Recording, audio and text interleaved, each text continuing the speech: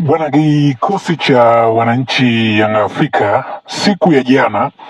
kimeweza kupoteza mchezo wa nusu fainali dhidi ya klabu ya Azam FC, lakini siku ya leo baada ya ya meneja habari na mawasiliano kikosi cha Yanga Sports Club, hapa namzungumzia Ally Kamwe, kutua katika uwanja wa Nyerere pale airport, aliweza kuzungumza na waandishi wa habari. Moja kati ya kitu ambacho Ally Kamwe amekizungumza ni namna ambavyo ratiba ya Yanga ilivyokawabana, kitu kilichopelekea wao wachezaji wao kuchoka, kwa sababu ukiangalia kwenye mechi tatu ambazo wamezicheza, walianza kucheza Kigoma, wakatoka Kigoma wakarudi Dar es Salaam, wakaenda mpaka Arusha.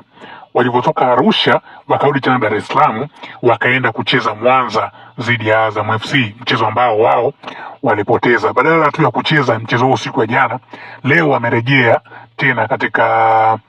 jiji la Dar es Salaam, lakini pia wataunganisha mpaka Zanzibar. Ina maana leo wataenda kufanya mazoezi ya kuweka mwili sawa, kesho tena watacheza mazoezi, lakini kesho kutwa watakuwa na mchezo tena dhidi ya Azam FC.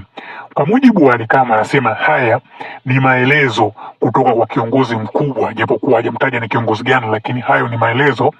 yenye lengo la kuididimiza klabu ya Yanga Afrika, kwa sababu Yanga hivi sasa katika misimu minne mtawaliwa amekuwa yeye ndio kama mbabe hivi katika ligi yetu. Kwa hiyo kutokana na hicho, Ally Kamwe ameenda kueleza kwamba kuna watu wanaihujumu klabu ya wananchi Yanga Afrika katika harakati zake za kutoa ubingwa katika msimu huu, lakini wanamuomba Mungu awasimamie katika mchezo yao iliyobakia ya ligi kuu ya NBC Tanzania bara ili waweze kutoa ubingwa huo. Nataka nikwambie, kwenye michezo mitatu ya mwisho ambayo klabu ya wananchi Yanga Afrika imeweza kusalia, amebakiza mchezo dhidi ya Azam FC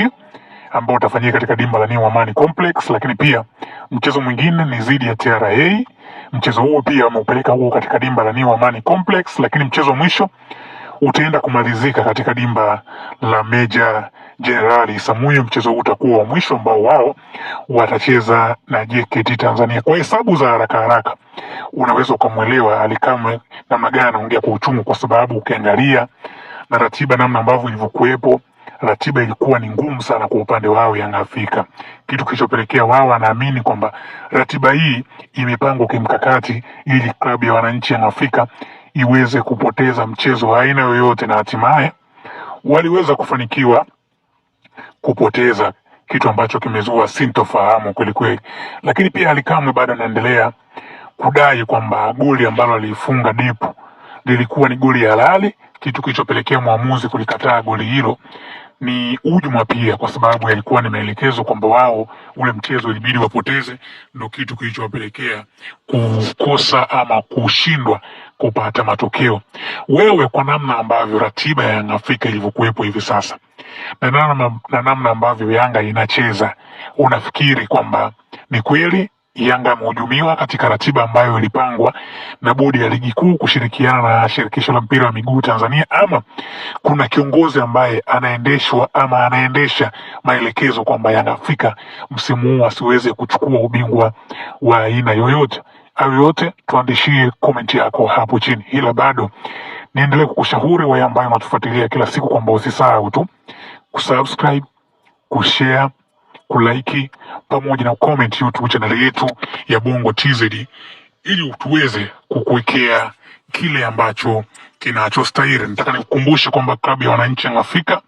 badala tu ya kurejea jijini Dar es Salaam,